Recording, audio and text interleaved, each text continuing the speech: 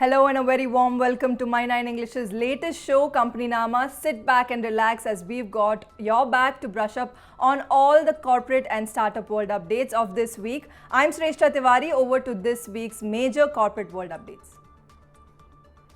Bharti Airtel promoter Bharti Telecom will buy a 3.33% stake from Singtel for 2.25 billion Singapore dollars, amounting to 12,895 crore rupees in Indian rupees. The telecom operator on 25 August said that the acquisition is to be completed over the period of 90 days, and Bharti Airtel in a regulatory filing also said that this will leave direct shareholding of Singtel and Bharti in Airtel at around 10% and 6% respectively. The filing also said that Bharti and Singtel have agreed to work towards equalizing their stake in Airtel over a period of time. Bharti Group Chairman Sunil Bharti Mittal's family and Singtel own Bharti Telecom.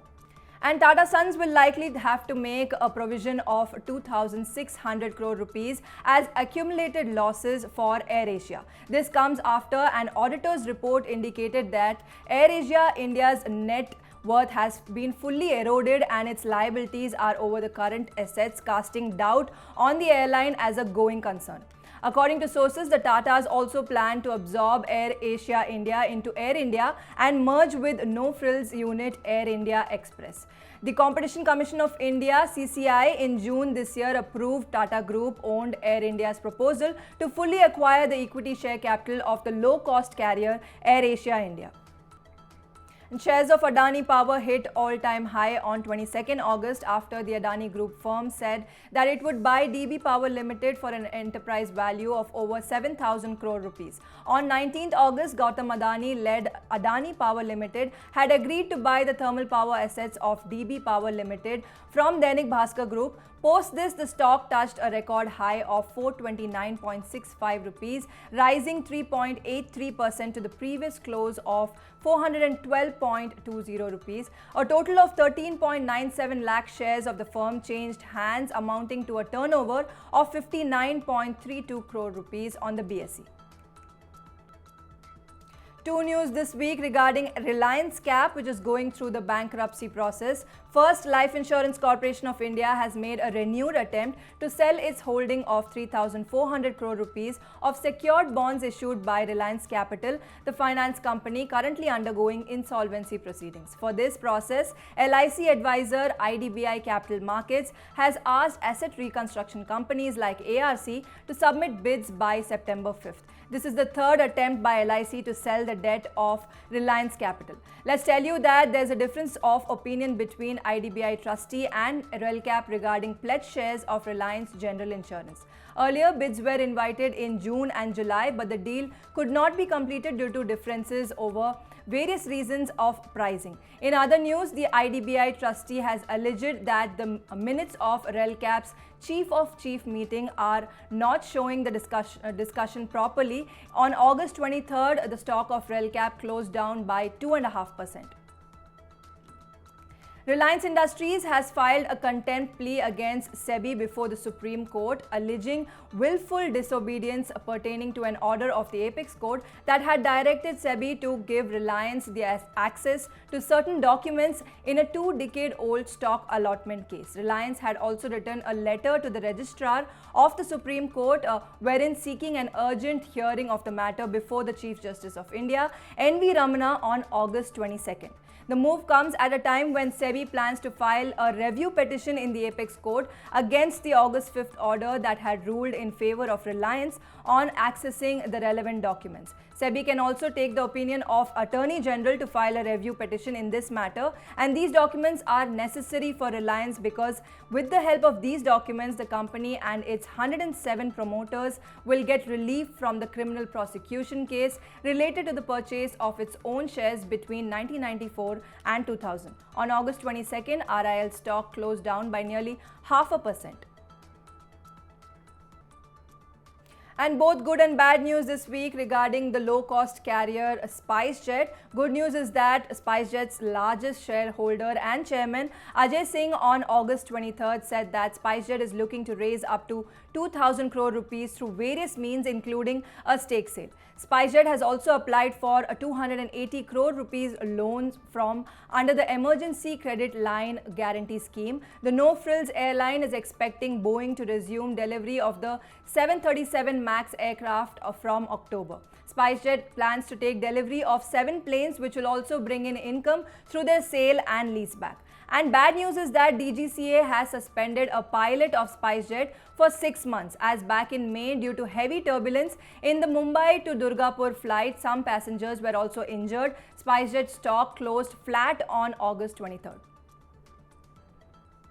Hindalco Industries chairman Kumar Mangalam Birla on August 23rd said that the company has earmarked a total capital expenditure of about $8 billion over the next 5 years in its arm Novelis and India. Novelis has found potential investment opportunities of $4.5 billion, while potential investment opportunities of almost $3 billion has been found in India. Not only this, Mr. Birla further said that 70% of the company's consolidated cash flows will be allocated towards high-growth downstream segments including EVs, mobility, batteries and consumer durables. On August 24th, Hindalco stock closed with a strength of a 0.25%. And in a bid to solidify its presence in clean energy, L&T plans to invest up to $2.5 billion in its green portfolio in the next 3 to 4 years and supply components to offshore wind farms. The move is also in line with L&T's climate leadership targets under its strategic 5-year plan Lakshya 2026 that will help reduce the greenhouse gas footprint for L&T and its clients by about 300 ton per annum. Subramaniam Sharma, who is the Senior Executive Vice President at L&T, has said that at present, a team of 15 to 20 very experienced people are working on it, which can be ramped up depending on the opportunities. And more companies could be joining the fray for acquiring General Motors car plant in Talegaon, Pune after the Mahindra Group and MG Motors. Hyundai Motor India is the latest company to show interest in acquiring the GM plant. According to sources, a Hyundai Motor India team visited the GM premises and was exploring a possible deal. However, Hyundai and GM have not confirmed such developments. Earlier, General Motors and Mahindra Group were reportedly exploring options for the sale of the site. GM had in January 2022 decided to halt manufacturing, stop investing and close the Talegaon plant. The company has been working on the sale of the plant since January 2020. And Ahmedabad-based Torrent Pharmaceuticals is set to acquire Chennai's Curatio Healthcare, a manufacturer of skincare products. According to sources, the deal will value Curatio at 2,100 crore rupees. The transaction will see the exit of existing investors of Curatio such as Chris Capital and Sequoia Capital. Promoters including GK Ramani and the management will also be exiting the company, according to a report. Apart from Torrent, several other pharmaceutical companies including Aurobindo, Dr. Reddy's, JB Chemicals, Biocon and Zydus were shortlisted in the second round to acquire Curatio. The final deal is expected to be signed in next 2 weeks. As per reports, established in 2005, Curatio manufactures skin products and has a network of over 700 distributors. On August 25th, the stock of Torrent Pharma closed weekly at about 1.5%. In its 22nd annual general meeting held this week, which was the first as a public listed company, Paytm shareholders reappointed Vijay Shekhar Sharma as the managing director and CEO of 197 Communication, the parent company of digital payments app Paytm. Around 99.67% of shareholders voted in favor of Sharma's reappointment. Paytm said in a statement that Sharma will continue to serve as MD and CEO of the company for another 5 years. The meeting hogged the limelight after 3 domestic proxy firms opposed the proposal to reappoint Mr. Sharma as MD and CEO of the company. The resolution for Sharma's remuneration received 94.48% votes in its favor. Shareholders also passed a resolution for the appointment of Madhur Deora as the President and Group Chief Financial Officer. And after the pandemic eased, companies turned in robust results and rewarded their top honchos with higher salaries last year. An analysis of the remuneration of CEO and MDs of companies forming the Nifty 50 index shows that there was a 45% increase in these payouts in financial year 2022 as compared to the last financial year. While average salary in financial year 2021 was 16.41 crore rupees, it increased to 23.83 crore rupees in financial year 2022. C. Vijay Kumar, CEO of HCL Technologies, got the largest increase in remuneration in financial year 2022, drawing close to 131 crore rupees in financial year 2022, which was 100 crore rupees higher than the pay in financial year 2021. Sajjan Jindal got the second highest increase in the remuneration of more than 61 crore rupees, while third on the list is CP Gurnani, MD and CEO of Tech Mahindra, whose remuneration increased 48 crore rupees in financial year 2022. And from all the big corporate headlines, switching focus to our special segment On the Radar that brings to you all the companies and latest controversies and disputes right from the corporate world. Let's take a look at which of the companies were on the radar this week. The Income Tax Department has sought to prosecute Reliance Group Chairman Anil Ambani under the Black Money Act for allegedly evading 420 crore rupees in taxes on undisclosed funds worth more than 814 crore rupees held in two Swiss bank accounts. The department has charged Anil Ambani with willful evasion, saying he intentionally did not disclose his foreign bank account details and financial interests to Indian tax authorities. The IT department has sought his response to the charges by August 31st. The department also said that Anil Ambani was liable to be prosecuted under sections 50 and 51 of the Black Money Imposition of Tax Act 2015, which stipulates a maximum imprisonment of 10 years with a fine. Future Group has been in news for two reasons this week. First, a total of 33 banks and financial institutions have filed their claims against Future Retail. The financial creditors of the company, which mainly include banks and financial institutions, have filed claims of 21,058 crore rupees before the interim resolution professional of the company. Of this, 17,512 crore rupees worth of claims are verified and the rest are unverified. On June 20th, the Mumbai bench of the NCLT had approved the initiation of the insolvency proceeding against the company. Second, the debt-ridden Future Enterprises Limited is now facing a second plea filed by an operational creditor of the company before the NCLT to initiate insolvency proceedings. The latest petition is filed against the Future Enterprises by Retail Details India, claiming default of 4.02 crore rupees before the Mumbai bench of NCLT.